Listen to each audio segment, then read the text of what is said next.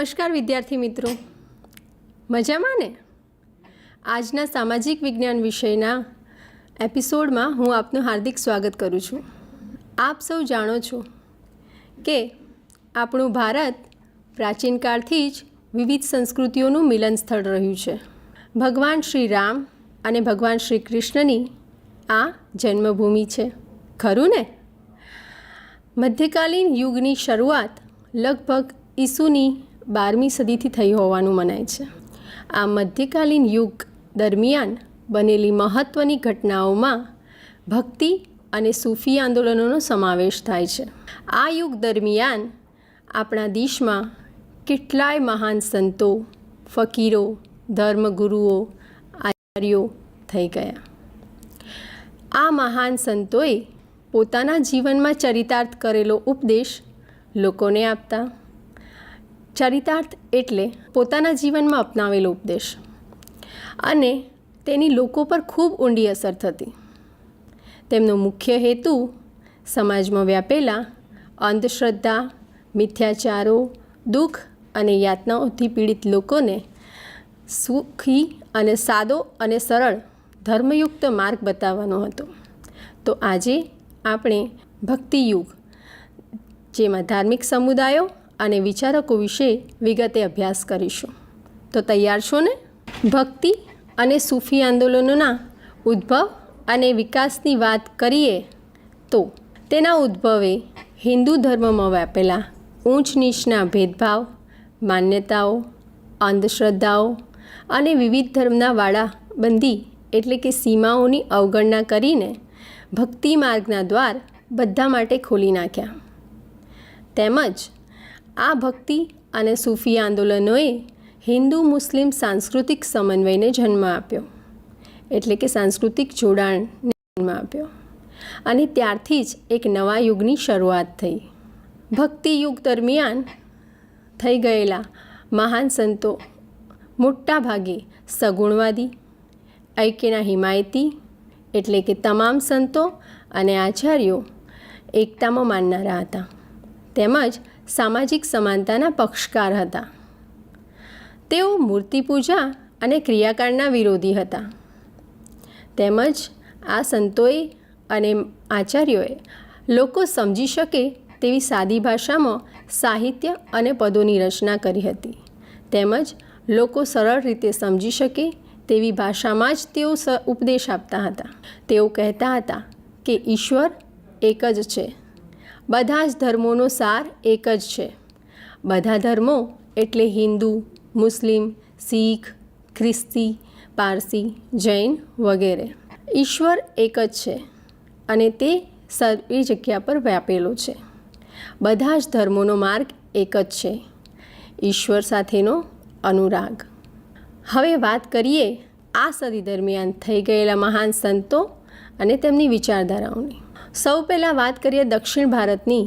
તો દક્ષિણ ભારતમાં અલવાર અને નૈનાર સંતોએ ધાર્મિક સુધારણાના આંદોલનો કરેલા. આ અલવાર અને નૈનાર સંતો લગભગ સમકાલીન હતા, જેમાં અલવાર સંતો વૈષ્ણવ હતા અને નૈનાર સંતો શૈવ હતા. એટલે કે અલવાર સંતો કૃષ્ણ અને રાધાની ભક્તિ કરતા હતા, જ્યારે નૈનાર સંતો ભગવાન શિવજીની ઉપાસના કરતા હતા. અલવાર સંતો એ કવિ હતા અને તેમનો સંબંધ દક્ષિણ ભારતના કેરળથી હતો. અલવારનો અર્થ થાય છે ભગવાનમાં ડૂબેલા. આધ્યાત્મિક જ્ઞાનરૂપી દરિયામાં જેણે ડૂબકી લગાવી હોય.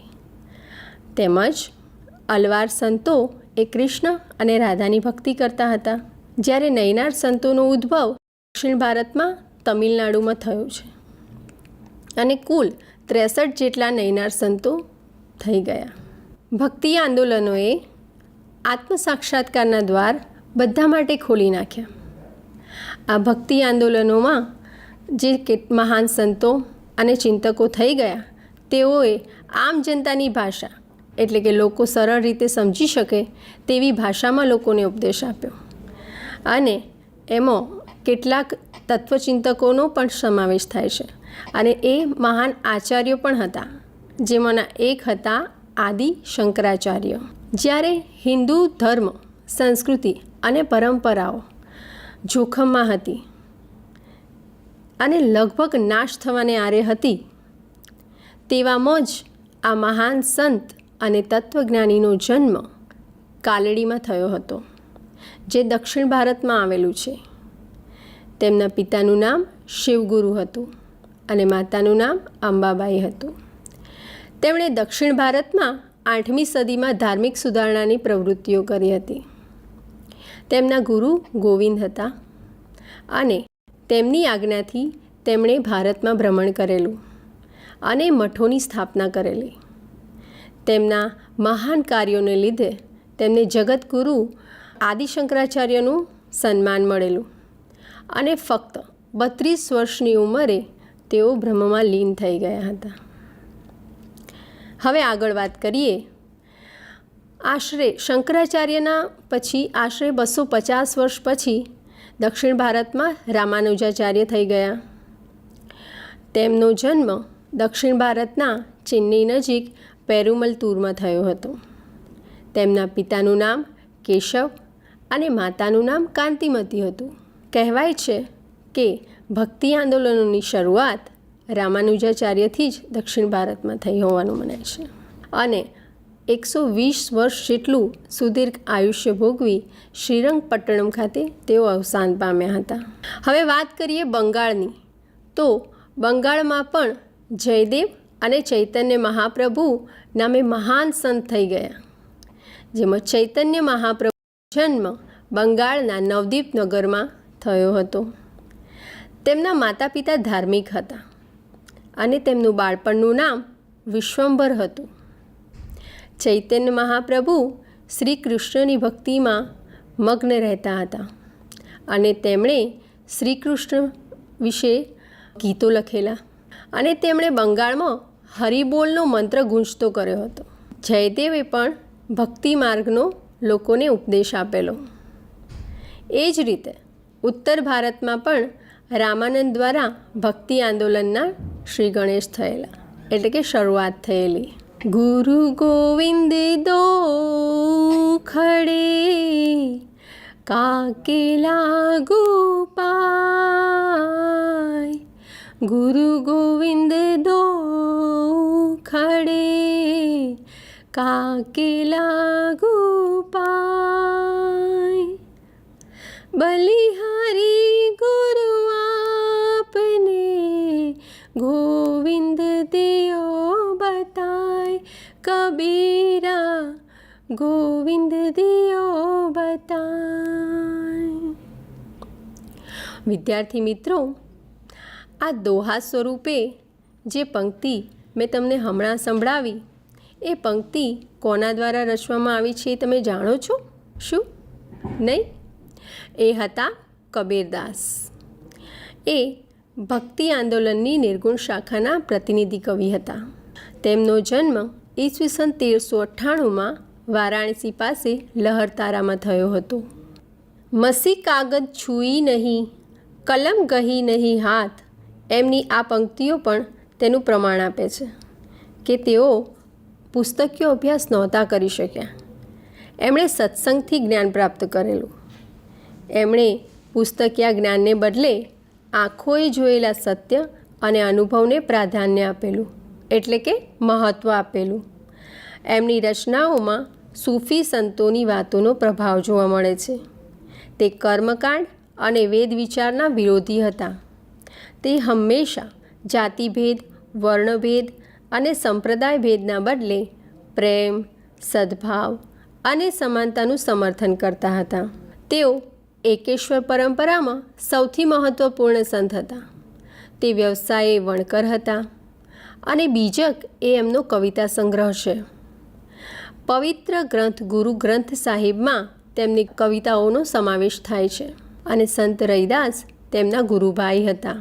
તેમનો જન્મ કાશી એટલે કે હાલના વારાણસીમાં 14મી સદીમાં થયો હતો.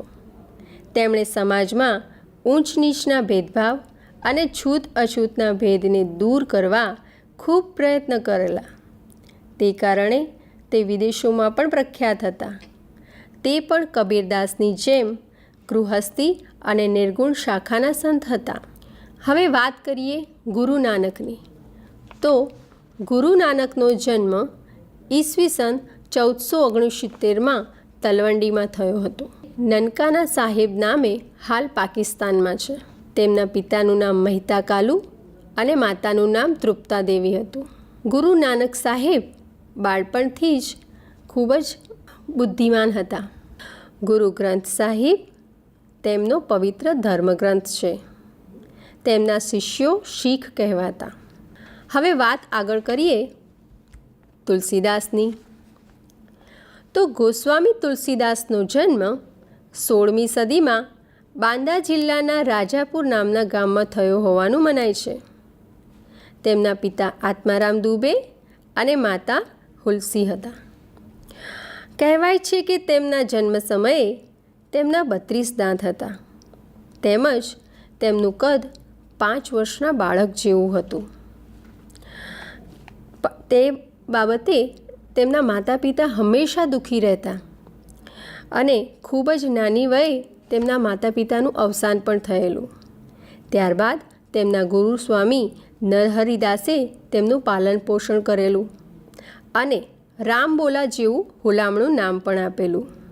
ત્યારબાદ તેઓ ગુરુ નરહરિદાસની સાથે કાશી ગયેલા. કાશીમાં શેષ સનાતન નામના વિદ્વાન પાસેથી તેમણે વેદો અને પુરાણોનું જ્ઞાન પ્રાપ્ત કર્યું હતું. તે પછી તેમના લગ્ન રત્નાવલી નામની કન્યા સાથે થયેલા. પણ ગૃહ કલેશના કારણે તેમના મનમાં અચાનક જ વૈરાગ્ય ઉત્પન્ન થઈ ગયું અને તેઓ કાશી ચાલ્યા ગયા. તેઓ યુવાનીમાં જ સાધુ બન્યા. તેમના મોટા ભાગનું જીવન કાશી, અયોધ્યા અને ચિત્રકૂટમાં વીતેલું. તેમણે રામચરિતમાનસ અને વિનય પત્રિકા જેવા લોકપ્રિય ગ્રંથોની રચના કરી, જેમાંનું રામચરિતમાનસ ગ્રંથ આજે પણ ખૂબ જ લોકપ્રિય છે. તેમનું મૃત્યુ લગભગ 1583માં થયેલું. વૈષ્ણવજન તો તેને રે કહીએ જે પીડ પરાઈ જાણે રે, પર દુખે ઉપકાર કરે મન અભિમાન ના આણે રે. વિદ્યાર્થી મિત્રો, આ ભજન અવારનવાર આપણી શાળાની પ્રાર્થના સભામાં ગુંજતું તમે સાંભળ્યું હશે, ખરું ને? આ ભજન આપણા ગાંધી બાપુનું પણ પ્રિય ભજન હતું. તમને થશે કે આ ભજન અત્યારે શા માટે યાદ કર્યું, ખરું ને? પણ મિત્રો, હવે આગળ આપણે જે મહાન સંત અને કવિની વાત કરવા જઈ રહ્યા છીએ તેમના દ્વારા આ ભજનની રચના થયેલી છે. અને એ કવિ હતા નરસિંહ મહેતા, જેને આપણે નરસૈયો તરીકે પણ ઓળખીએ છીએ, અને જેમને ઉમાશંકર જોશીએ ગુજરાતી ભાષાના આદિકવિનું ઉપનામ આપેલું. એમનો જન્મ ઈસવીસન 1414માં ભાવનગરના તળાજા ગામે થયો હતો. પિતાનું નામ કૃષ્ણદાસ મહેતા હતું. તે જાતિ પ્રમાણે નાગર બ્રાહ્મણ હતા. 5 વર્ષની ઉંમર સુધી તે બોલી શકતા નહોતા અને 8 વર્ષની નાની વયે તેમના માતા પિતાનું અવસાન થયેલું. તે પછી તેમનો ઉછેર તેમના દાદી જયગૌરીએ કરેલો. તેમના લગ્ન 1429માં માણેકબાઈ સાથે થયેલા. વાત કરીએ એમની કૃતિઓ વિશે, તો તેમની મુખ્ય કૃતિઓમાં કુંવરબાઈનું મામેરું, શામળશાનો વિવાહ, ભક્તિપદો, હિંડોળા, પુત્રવિવાહ વગેરે મુખ્ય છે. નરસિંહ મહેતાએ છૂતાછૂત અને જ્ઞાતિભેદનો વિરોધ કર્યો હતો. તેમના પદો અને પ્રભાતિયાની સમાજ ઉપર ખૂબ ઊંડી અસર થયેલી. કહેવાય છે કે ભાવનગરમાં આવેલા ગોપનાથ મહાદેવના મંદિરમાં તેમને કૃષ્ણલીલાના દર્શન થયેલા.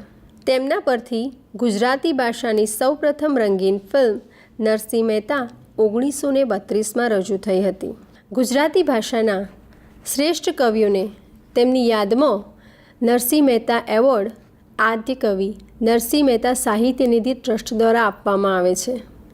એની શરૂઆત ઈસવીસન 1999થી થઈ હતી અને તેમનું મૃત્યુ 1481માં માંગરોળ એટલે કે જૂનાગઢમાં થયું હતું. હવે વાત કરીએ નરસિંહ મહેતાની જેમ જ કૃષ્ણ ભક્તિના રંગે રંગાયેલા એક કવિયત્રીની. તેમનો જન્મ 1498માં મેડતામાં, જે હાલ રાજસ્થાનમાં આવેલું છે, ત્યાં થયેલો. તે રતનસિંહ રાજપૂતના દીકરી હતા અને તે જન્મની દાસી તરીકે ઓળખાય છે. તેઓ નાનપણથી જ કૃષ્ણ ભક્ત હતા. મીરાબાઈએ ગુજરાતી અને હિન્દી ભાષામાં પદો રચ્યા હતા. તેમના પદો નરસિંહ મહેતા અને કબીરના પદોની જેમ જ ખૂબ લોકપ્રિય છે. તેમની મુખ્ય કૃતિઓની વાત કરીએ તો પગ ઘૂંઘરું બાંધ મીરા નાચી રે, રામ રમકડું જડ્યું રે, લેને તારી લાકડી, બોલમાં, હરી મેં તો પ્રેમ દીવાની, આ તેમની મુખ્ય કૃતિઓ છે. તેમજ શ્રી કૃષ્ણને તેઓ ગિરધર ગોપાલના રૂપમાં પૂજતા હતા. તેમણે 250 જેટલા પદોની રચના કરેલી. મિત્રો, હવે આપણે વાત કરીએ ભક્ત સૂરદાસની. સૂરદાસ એ અંધ હતા. સૂરદાસનો જન્મ ઈસવીસન 1498માં આગ્રાથી મથુરા જતા રસ્તામાં આવતા રૂનકલા ગામે થયો હતો. તે સર્વશ્રેષ્ઠ કવિ હતા. તે ગુરુઘાટમાં રહીને પદો ગાતા.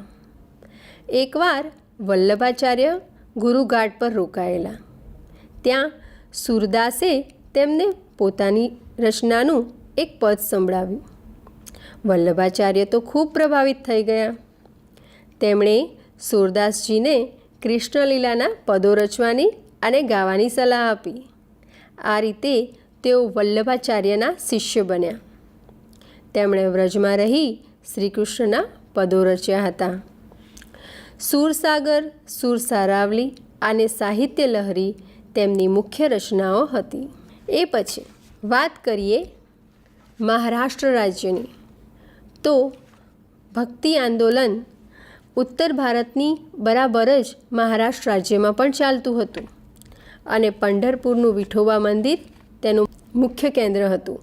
હવે વાત કરીએ સંત જ્ઞાનેશ્વરની. તો તેઓ 13મી સદીના મહાન સંત હતા કે તેમની ગણના ભારતના મહાન સંતો અને મરાઠી કવિમાં થાય છે. તે સંત નામદેવના સમકાલીન હતા. તેમની સાથે મહારાષ્ટ્ર અને ભારતના કેટલાક ભાગોમાં ભ્રમણ કરીને લોકોને જ્ઞાન ભક્તિનો પરિચય કરાવ્યો.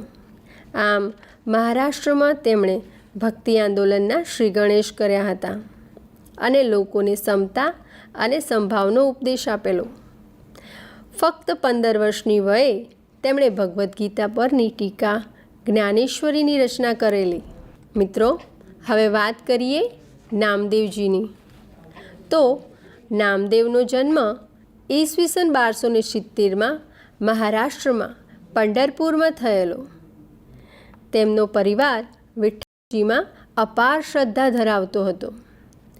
તેઓ યુવાનીમાં અધર્મના માર્ગે હતા, એટલે કે ખોટા માર્ગે હતા. પરંતુ સાચી વાત સમજાતા તેઓ ધર્મના માર્ગે વળ્યા હતા અને ત્યારબાદ તેઓ મહારાષ્ટ્રના મહાન સંત ગણાયા. અને આગળ આપણે જોયું તેમ સંત જ્ઞાનેશ્વરની સાથે ભ્રમણ કરીને તેઓએ લોકોને જ્ઞાન ભક્તિનો માર્ગ બતાવ્યો અને લોકોને સમતા અને સંભાવનો ઉપદેશ પણ આપેલો.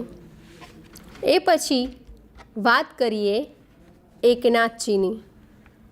તો સંત એકનાથ પણ મહારાષ્ટ્ર રાજ્યના મહાન સંત હતા. તેમનો જન્મ ઈસવીસન 1533માં થયો હતો. તેમણે સંત જ્ઞાનેશ્વર દ્વારા રચિત સાહિત્યનો સવિશેષ ઉત્કર્ષ કર્યો હતો. તેઓ સંત ભાનુદાસના પૌત્ર હતા અને ગોસ્વામી તુલસીદાસની જેમ જ તેમના માતા પિતા પણ નાની વયે જ તેમને મૂકીને સ્વર્ગવાસ થયેલા. તેઓ સ્વભાવે શ્રદ્ધાવાન અને બુદ્ધિમાન હતા. તેઓ જનાર્દન સ્વામીના શિષ્ય હતા. તેઓ ઊંચ નીચના અને નાત જાતના ભેદભાવનો વિરોધ કરતા. તે જેટલા ઉચ્ચ કોટીના સંત હતા તેટલા જ શ્રેષ્ઠ કવિ પણ હતા. મિત્રો, હવે આપણે વાત કરીએ તુકારામની. તો તુકારામ એ પણ કબીર અને મીરાબાઈની જેમ ખૂબ જ લોકપ્રિય સંત થઈ ગયા. તેમનો જન્મ ઈસવીસન 1608માં પૂના જિલ્લાના દેહુ ગામમાં થયો હતો. તેમના 2 વાર વિવાહ થયેલા. પહેલી વાર વિવાહમાં તેમની પત્નીનું અકાળે અવસાન થતાં તેમને બીજી વાર વિવાહ કરવા પડ્યા. એમણે એ પછી અભંગો નામની પ્રખ્યાત રચના કરી, જે ખૂબ જ લોકપ્રિય છે. હવે વાત કરીએ ગુરુ રામદાસની. તો ગુરુ રામદાસ એ શિવાજીના ગુરુ હતા. જન્મ ઈસવીસન 1534માં થયેલો. તે ગુરુ અમરદાસના જમાઈ હતા. તેમણે રામદાસપુર શહેરની સ્થાપના કરી હતી, જે આજે અમૃતસર નામે ઓળખાય છે. અમૃતસરમાં આવેલા સુવર્ણ મંદિરનું નિર્માણ તેમના કાળમાં થયેલું. ત્યારબાદ હવે વાત કરીએ સૂફી આંદોલનો વિશે. તો મધ્યકાળમાં ધાર્મિક આંદોલનોમાં સૂફી ચળવળનો પણ સમાવેશ થાય છે. આ સૂફી ચળવળ હિન્દુ મુસ્લિમ સાંસ્કૃતિક સમન્વયને જન્મ આપ્યો. સૂફી શબ્દનો અર્થ થાય છે ઇસ્લામ ધર્મના ધાર્મિક વિચારો. ભારતમાં સૂફી મત ફેલાવનાર મુખ્ય 4 પરંપરાઓ હતી. 1 ચિશ્તી પરંપરા, 2 સુહરાવર્દી પરંપરા, 3 કાદરી પરંપરા અને 4 નક્શબંધી પરંપરા. સૂફી આંદોલનમાં ચિશ્તી અને સુહરાવર્દી પરંપરા ખૂબ જ લોકપ્રિય બની હતી. સુહરાવર્દી પરંપરાની સ્થાપના બગદાદના શિયાબુદ્દીને કરી હતી. તેનું મુખ્ય સ્થળ મુલતાન હતું. હવે જોઈએ ચિશ્તી પરંપરા વિશે. તો અજમેરમાં મોઇનુદ્દીન ચિશ્તીએ ચિશ્તી પરંપરાની સ્થાપના કરી હતી, જે આજે પણ કોમી એકતાનું ઉત્તમ ઉદાહરણ છે. તેમના મૃત્યુ બાદ તેઓ એક સૂફી સંત તરીકે બહુ જ ખ્યાતિ પામ્યા હતા. મોઇનુદ્દીન ચિશ્તી સિવાય પણ ઘણા ચિશ્તી સંત થઈ ગયા, જેમાં કુતબુદ્દીન બખ્તિયાર, બાબા ફરીદુદ્દીન ગંજે શકર, નિઝામુદ્દીન ઓલિયા, ખ્વાજા બકી બિલ્લા, શેખ અહમદ સરહિંદી મુખ્ય હતા. તો દક્ષિણ ભારતમાં પણ શેખ બુરહાનુદ્દીન ગરીબ લોકપ્રિય ચિશ્તી સંત હતા. હવે જોઈએ મધ્યકાલીન યુગમાં ભક્તિ અને સૂફી આંદોલનોની લોકો પર શી અસર થઈ. સંતો, આચાર્યો, વિચારકો, ચિશ્તી સંતો વગેરેના ઉપદેશથી સમાજમાં વ્યાપેલા ખોટા આડંબરો, ઊંચ નીચના ભેદ, વહેમો, અંધશ્રદ્ધા અને અનેક કુરિવાજો પર ખૂબ ઊંડી અસર થઈ હતી. એટલે ધર્મને ખરા અર્થમાં સામાન્ય માણસ પણ સમજવા લાગ્યો. ઈશ્વર સર્વેનો છે અને તેને આપણે પામી શકીશું, એટલે કે મેળવી શકીશું એવી શ્રદ્ધા લોકોમાં જાગૃત થઈ. સાધુ સંતો અને ચિશ્તી સંતોના પ્રયત્નથી ધર્મ વચ્ચેના ભેદભાવ ઓછા થયા. અનેક સંતો અને નાત જાત અને ઊંચ નીચના ભેદભાવ ભૂલીને દરેકને પોતાના શિષ્યો બનાવતા થયા. એમાં મીરાબાઈ, રૈદાસ, રસખાન વગેરે આના ઉત્તમ ઉદાહરણ છે. તેમજ ગ્વાલિયરના સૈયદ મુહમ્મદ છૌસ વિદ્યાચલના એકાંત સ્થાનોમાં હિન્દુ સંતો સાથે વર્ષો સુધી રહ્યા હતા.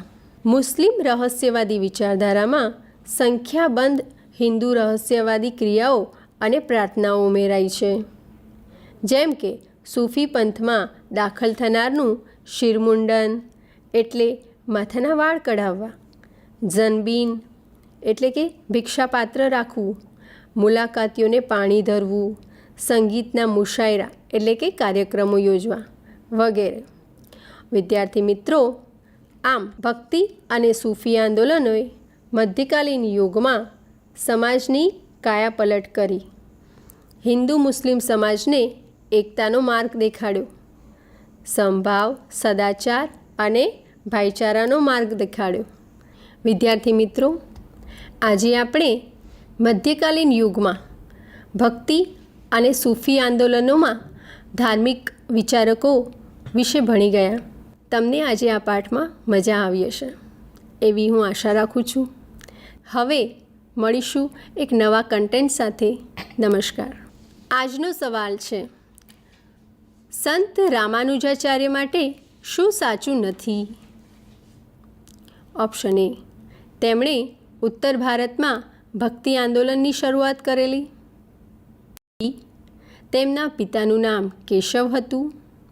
સી, તેમના માતાનું નામ કાંતિમતી હતું. ડી, તેઓ અલવાર સંત હતા. જવાબ આપવા માટે ટોલ ફ્રી નંબર છે 6357399470.